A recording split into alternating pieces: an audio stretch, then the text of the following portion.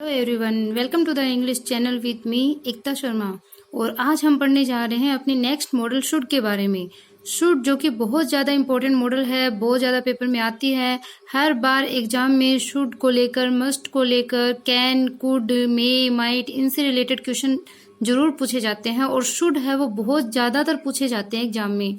तो शुड है वो आपको एकदम अच्छे से पढ़ना है, जिससे कि आपका ये कंसेप्ट क्लियर हो जाए मॉडल को लेकर के, और आपके जो नंबर है वो मॉडल में कभी ना जाए। तो चलो स्टार्ट करते हैं शुड के बारे में। कहीं पे भी आपको कंफ्यूज नहीं होना है, बहुत सीधी सी मॉडल है शुड। शुड जो कि कौन से मोशन में आती है, जहां पे मोरल ऑब्लिगेशन को बताया जाए। ऑब्लिगेशन मैंने कल भी बताया था आपको, बाध्य होना। तो ये जो मोरल ऑब्लिगेशन होता है, मतलब नैतिक रूप से जब हम किसी के प्रति बाध्य हो जाते हैं, नैतिक जब हमारा कोई नैतिक कर्तव्य होता है, हम नैतिक रूप से बाध्य होते हैं कि हमें ये काम करना चाहिए, वहां पे शुड को हम लगाते हैं। ऑब्लिगेशन नहीं है, ये मोरल ऑब्लिगेशन है। मोरल ऑब्लिगेशन में और ऑब्लिगेशन में डिफरेंस होता है। तो ये है अपना मोरल ऑब्लिगेशन, नैतिक रूप से बाध्य होना। एडवाइस के अंदर जहाँ पे सलाह दी जाए, किसी को सजेस्ट किया जाए, वहां पे हम शुड को यूज में लेते हैं। जैसे ड्यूटी है, हमारा कोई कर्तव्य होता है कोई काम करने के लिए, जैसे मोरल ऑब्लिगेशन बता दिया, ये ड्यूटी भी होती है, मोरल ड्यूटी अपनी, कि हमें ये काम करना चाहिए। कोई हमारा नैतिक कर्तव्य होता है, उसके अंदर शुड को लगाते हैं। सजेशन है यानी सुझाव, जब हम कोई एडवाइस देते हैं, कोई सजेशन देते हैं, तो वहां पे भी हम शुड का यूज करते हैं। रिकमेंडेशन मतलब किसी चीज को हम रिकमेंड करें, किसी चीज को हम कोई सुझाव दे, कोई काम के लिए, किसी चीज के लिए हम रिकमेंड करते हैं किसी को, तो वो रिकमेंडेशन के लिए भी शुड का यूज करते हैं। एंड सबसे इम्पोर्टेंट एक चीज है, after less to express a negative purpose, मतलब कोई नेगेटिव पर्पज को, कोई नकारात्मक जो पर्पज है, उद्देश्य है, उसको व्यक्त करने के लिए। और किसके बाद में? आफ्टर लेस्ट, जो लेस्ट वर्ड है उसके बाद में, और जो हमारा नेगेटिव जो पर्पज है उसको शो करने के लिए शुड का यूज है वो किया जाता है।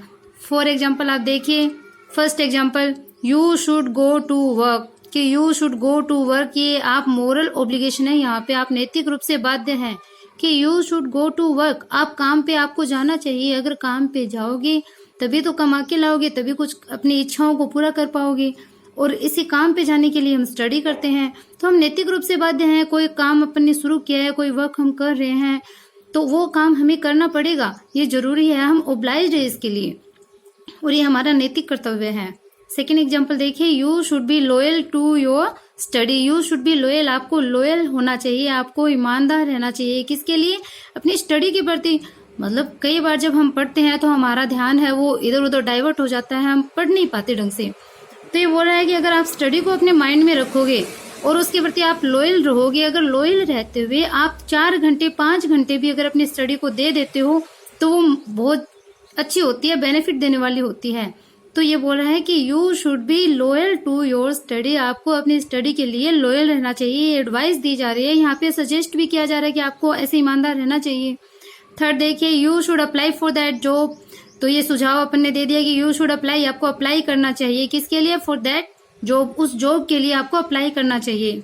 हो सकता है आप इतने एबल हो, आप में इतनी एबिलिटी है, आप इतना उस जॉब के लिए आप अफोर्ड कर सकते हो, तो आपको यहाँ पे सजेस्ट किया जा रहा है कि you should apply for that job, आप उस जॉब को अप्लाई कीजिए। आपकी क्वालिफिकेशन इतनी है कि आप उस जॉब में अप्लाई कर सकते हो, तो यहाँ पे आपको सजेस्ट किया गया है कि इस जॉब के लिए आप अप्लाई कीजिए। फोर्थ एग्जाम्पल, जैसे you should keep your promise, तो ये सेंटेंस आप ध्यान से देखिए, you should keep your promise, आप अपने प्रोमिस के ऊपर बने रहना चाहिए, आपने जो वादा किया आपको उसे निभाना चाहिए। तो ये जो शुड है, मैंने बार बार बताया कि जो मॉडल है वो आपके लिए क्या करती है, आप एक मोशन बताती है यहाँ पे। तो यहाँ शुड भी आ सकता है, अगर मस्ट है वो भी तो कोई कंपल्सन बताता है। जैसे यहाँ पे अगर हमने लगा दिया कि you must keep your promise, आपको अपना प्रोमिस है वो पूरा करना चाहिए, मस्ट लगाते क्या हो जाता है, ये ऑब्लिगेशन हो जाता है। मतलब आप पे ये से दबाव बनता है, आप पे जोर दिया जाता है कि आप अपना जो वादा है आप उसको पूरा करें, आप उस पे बने रहें, टिके रहें। बट शुड लगाते क्या हो जाएगा, हम नैतिक रूप से यहाँ पे बाध्य हो जाते हैं कि हमें ये काम अपना है वो करना चाहिए। फिफ्थ एग्जाम्पल देखिए आप, an English class should be taken to improve yourself, an English class should be taken, एक इंग्लिश क्लास को लिया जाना चाहिए। क्यों लिया जाना चाहिए? टू इम्प्रूव योर सेल्फ, आप अपने आप को इम्प्रूव करने के लिए, अपने में सुधार करने के लिए आपको इंग्लिश क्लास है वो लेनी चाहिए। अपन ये होता है कि हम सोचते हैं नहीं हमें तो बहुत अच्छे से ये चीजें आती है, हम पढ़ते हैं, हमें लगता है आती है, बट जैसे ही कोई एग्जाम होता है, जैसे ही कोई टेस्ट रखा जाता है, कंपटीशन में आप पेपर देने जाते हो, तो वहां पे आती हुई चीजें हैं वो ज्यादातर गलत हो जाती है, और होती है, सबकी होती है। तो आप अपने में सुधार है वो हमेशा कंटिन्यू करते रहना चाहिए। पढ़ने में कभी भी किसी का नुकसान नहीं हुआ है, पढ़ोगे तो अपने आप में कुछ ना कुछ इम्प्रूवमेंट आप में होगा। तो आपको इंग्लिश क्लास क्यों लेनी चाहिए? ताकि आप अपने में सुधार कर सको। अब 6 देखो, मैंने आपको बताया था कि after lest to express an negative purpose. तो देखो, work hard lest you should fail. Work hard, कठिन परिश्रम करो, लेस्ट यू शुड फेल, नहीं तो क्या हो जाएगा, तुम फेल हो जाओगे। इसलिए आप वर्क हार्ड करो, आपको हार्ड वर्क करना चाहिए, कठिन परिश्रम करना चाहिए, तभी आप सक्सेस होगे, अच्छी पोस्ट पे जाओगे, अच्छे परसेंटेज बनेंगे। तो ये जो शुड है वो केवल आपको नैतिक रूप से जब आप बाध्य होते हैं, कोई नैतिक कर्तव्य आपका होता है, कोई एडवाइस या सजेशन होता है, मोस्टली आपको मोरल ऑब्लिगेशन और एडवाइस सजेशन को याद रखना है। लेस्ट, जैसे आपको लेस्ट मिल जाता है वर्ड दिया हुआ, वैसे ही और कोई नेगेटिव पर्पज कोई यहाँ पे दिखाया जाए और लेस्ट का यूज आ जाए तो 100% वहां पे आप शुड को अप्लाई करोगे। ओके, आपका शुड कंसेप्ट क्लियर हुआ तो आप जरूर रिप्लाई करके मुझे बताना। नेक्स्ट अपन स्टार्ट करते हैं वुड को। जितना शुड इम्पोर्टेंट है उतना ही अपने वुड इम्पोर्टेंट है। और वुड क्या क्या शो करता है? एक पोलाइट रिक्वेस्ट। पोलाइट रिक्वेस्ट कैसे विनम्र भाव से हम जब कोई प्रार्थना करते हैं, रिक्वेस्ट करते हैं, उस पोलाइट रिक्वेस्ट में, पोलाइट रिक्वेस्ट के अंदर वुड है वो अपने को यूज में लेना होता है। एक होती है habitual action. Habitual action means जो हमारी आदत होती है, जो हमारी हैबिट होती है, जिस काम को हम करते रहते हैं, वो हैबिचुअल एक्शन में वुड को हम यूज में लेते हैं। जैसे विश है, रिक्वेस्ट है, रिक्वेस्ट सॉरी 2 बार लिख दिया, पोलाइट रिक्वेस्ट, रिक्वेस्ट कोई नहीं। रिक्वेस्ट जब हम करते हैं, विश जब हमारी होती है, इच्छा होती है, कोई हैबिचुअल एक्शन होता है, कोई आदत होती है, या फिर कोई रिफ्यूजल होता है, मतलब किसी चीज से हम मना करते हैं, या फिर हम कुछ ऑफर करते हैं, कोई प्रस्ताव आदि देते हैं, कोई चीज हम ऑफर करते हैं, तो उसके लिए भी वुड को अप्लाई हम करेंगे। तो वुड कैसे आएगा? Would you please lend me some money, कि would you please lend me some money, क्या आप मुझे कुछ धन है वो उधार दोगे? पोलाइट रिक्वेस्ट है यहाँ पे, देखो रिक्वेस्ट कर रहा है वुड यू प्लीज। देखो, एक तो ये मान के चलो कि अगर स्टार्टिंग में आपके ब्लैंक आ जाए और उसके जस्ट बाद में यू आ जाए, और प्लीज का यूज अगर हो रहा है, स्टार्टिंग में ब्लैंक है, मान लो आपको कोई मॉडल अप्लाई करनी है और उसके जस्ट बाद में यू आ जाए, तो आप 99% वहां पे वुड अप्लाई करते हो। प्लीज आ जाए तो पोलाइट रिक्वेस्ट है और स्टार्टिंग में ब्लैंक है, उसके बाद में यू है, तो आपको याद रखना है कि यहाँ क्या लगाना है, वुड मॉडल है वो आपको अप्लाई करना है यहाँ पे। तो फर्स्ट एग्जांपल जैसे would you please lend me some money, क्या आप मुझे कुछ धन है वो उधार दोगे? तो यहाँ पे क्या दिखा रहे हैं, अपने को पोलाइट रिक्वेस्ट बताई जा रही है। सेकेंड एग्जाम्पल देखिए आप, would you open my site please, कि क्या आप मेरी साइट को ओपन करोगे? Please, would you open my site please, कृपया आप मेरी साइट को ओपन करो।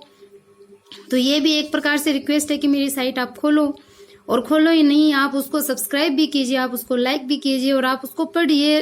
निश्चित रूप से आपको इसमें बेनिफिट है वो मिलेगा।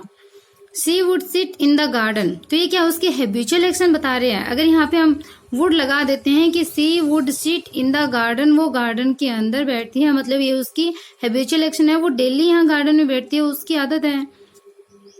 और अगर हम यही लिख देते हैं कि she can sit in the garden, तो गार्डन वो बैठ सकती है, मतलब ये उसकी एबिलिटी है, मतलब उसके पास में टाइम है कि वो बैठ सकती है। बट यहाँ पे क्या होता है, जैसे ही हम कोई मॉडल लगाते हैं, वो मॉडल अपने मोशन को बता देती है, तो ये मॉडल ऐसे गलत नहीं होती।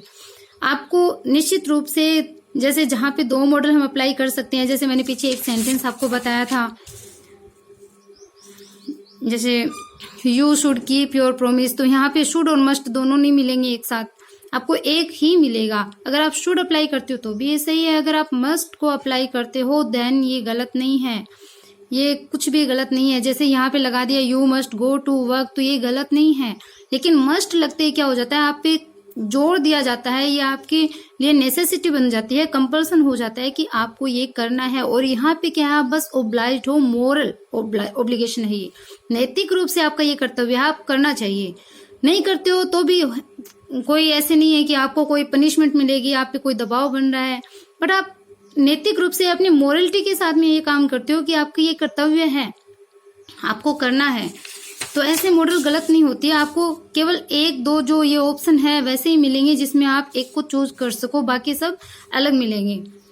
तो फोर्थ एग्जाम्पल देखते हैं। I would like to teach you in live classes. तो ये मैंने मेरे लिए लिखा है कि I would like to teach you, मैं आपको पढ़ाना पसंद करूंगी। कैसे पढ़ाना? In live classes, live class में मैं आपको पढ़ाना है वो पसंद करूंगी, और जल्दी ही मैं अपनी लाइव क्लासेज भी लेके आऊंगी। और इसके बारे में आपकी क्या राय है लाइव क्लासेस को लेकर के, वो आप प्लीज मुझे बताइए कमेंट बॉक्स में। आप जरूर कमेंट कीजिए कि लाइव क्लास के लेकर के आपकी क्या राय है। अगर आप पढ़ना चाहते हो तो जरूर मैं लाइव क्लास आपके लिए लेकर आऊंगी। 10th की बुक्स भी लेके आऊंगी, 12th की बुक्स भी, और रीड के लिए भी मैं अलग से क्लासेस लूंगी। तो 5th एग्जाम्पल अपन देखते हैं। You wouldn't answer my question, कि यू वुड नॉट या you wouldn't answer my question, कि तुमने मेरे क्वेश्चन का आंसर है वो नहीं दिया। तो यहाँ पे you wouldn't answer my question, कि तुम जो मेरे क्वेश्चन है, जो मैंने क्वेश्चन पूछे हैं उसके आंसर है वो नहीं दे रहे। क्यों नहीं दे रहे? देना चाहिए ना। रिफ्यूजल कर रहा है, ये मना कर रहा है, ये बोल रहा है कि तुमने क्वेश्चन के आंसर नहीं दिए। क्यों नहीं दिए? मतलब जहां पे रिफ्यूजल आ जाए वहां पे अपन वुडंट लगाएंगे, मीन्स नेगेटिव सेंस जहां पे वुड वाला निकल रहा है वहां पे हम नोट को अप्लाई कर देंगे। तो ये रिफ्यूजल ही है, इनकार हो रहा है।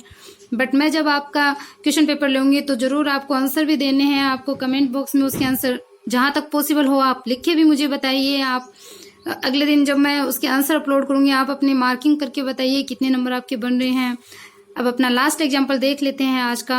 I would give you more time if you want. I would give you more time, मैं आपको और अधिक समय है वो दूंगी। इफ यू वांट, यदि आप चाहते हो तो मैं आपको और अधिक समय भी दूंगी।